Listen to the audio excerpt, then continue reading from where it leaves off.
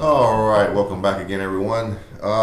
Previously, we reviewed the Perdomo 20th anniversary sun-grown Epicure.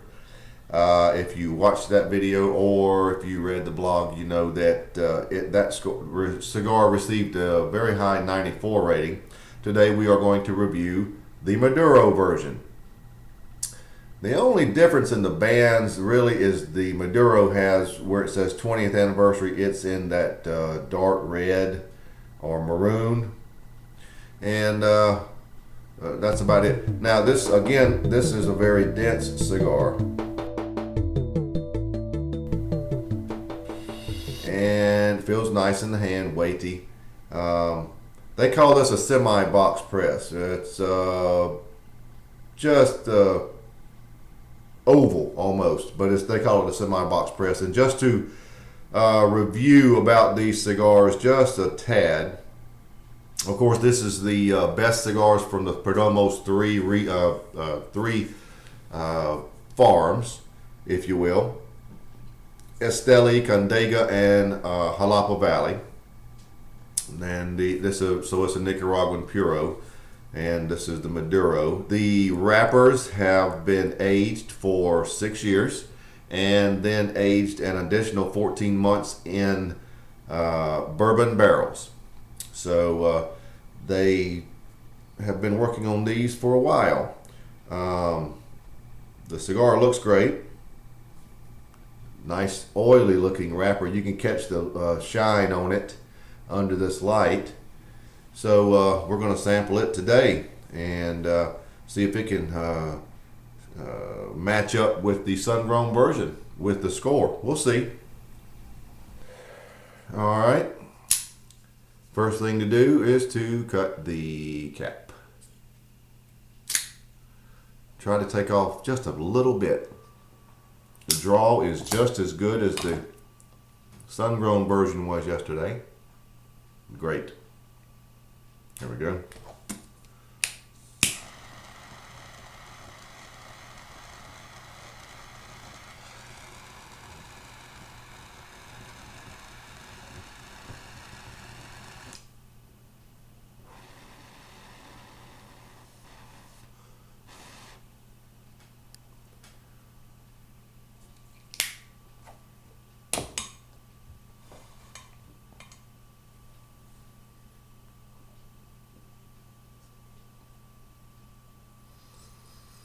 Right away you get the typical Maduro flavors. A lot of dark chocolate and coffee.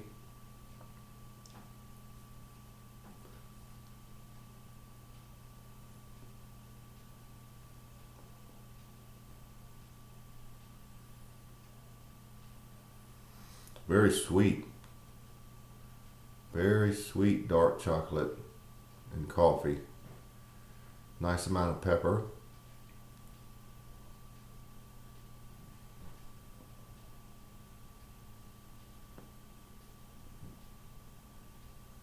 And cream.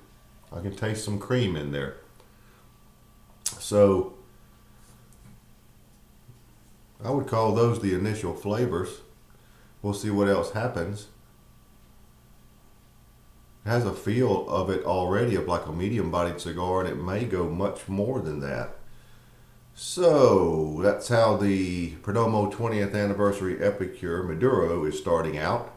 Those are your initial flavors. Let's see how it develops.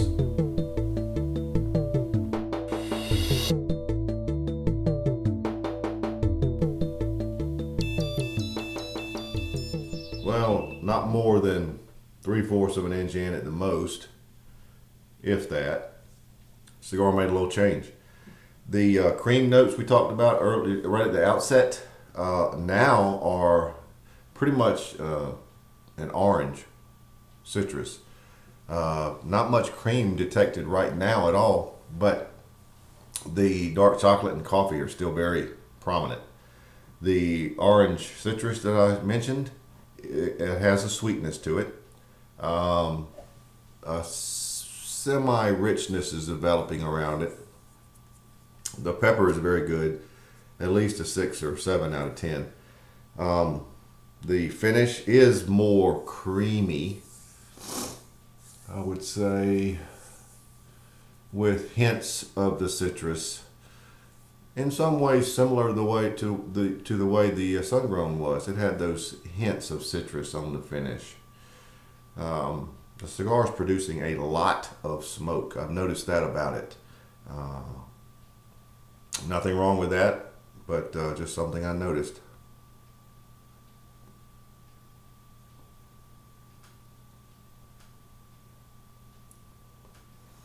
Yep, there's definitely richness developing in that orange citrus, and that may change the flavor somewhat, but when it does, I'll come back and let you know.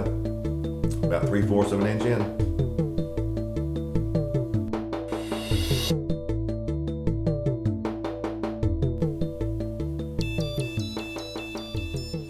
Okay, a good 1.25 inches, a little over an inch in, and another change. Here at the beginning is where you get most of your big changes. The orange citrus is quite rich, and it is combining with a toasted cream, if that makes sense. There's cream notes, there's the orange citrus, and the dark chocolate has subsided quite a bit, but the coffee is still quite prominent.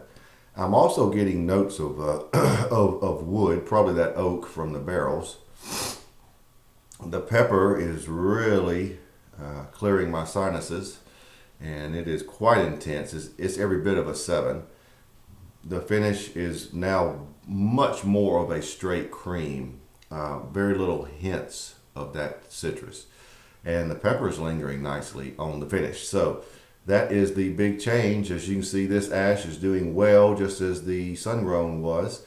This is also very much a salt and pepper ash. Very dense.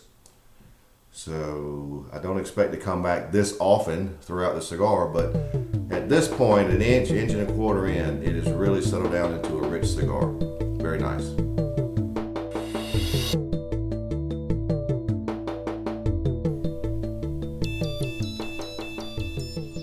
I'm about 2.5 inches in. Don't have to remove the band yet, but I'm going to go ahead and do it. We'll just slide that off, and you can compare that to what we saw yesterday with the sun-grown. Okay. The only changes are the coffee is now what I would call espresso. It is quite intense. No way to mistake how intense the coffee is. Now, so your main sweet flavors of orange citrus and cream are still there, but the coffee is probably more intense than those are. You really get a lot of the espresso notes. Other than that, everything else is about the same. So that was a quick update. As things change, we will be back.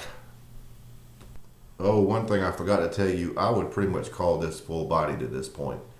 We are approaching midpoint, and for the last 5 minutes or so, it's what I would definitely call full bodied. Well, no doubt about it. So, with that being said, I'll be back as soon as something else changes.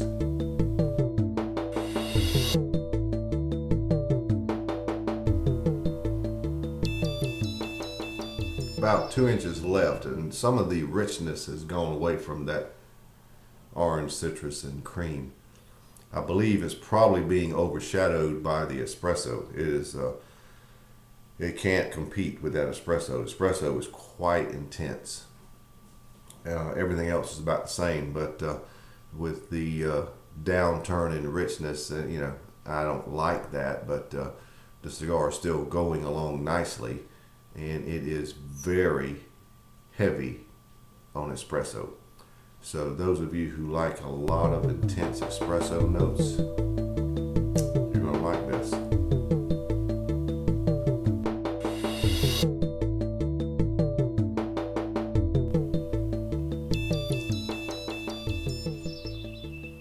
Well, down to the end here, so let's wrap it up. This cigar is all about the espresso. If you like espresso, you will love this cigar. It's a lot of it there. The citrus notes and the cream held in there, but they were definitely overshadowed by the espresso. Those are your sweet notes, though, the orange citrus and the cream.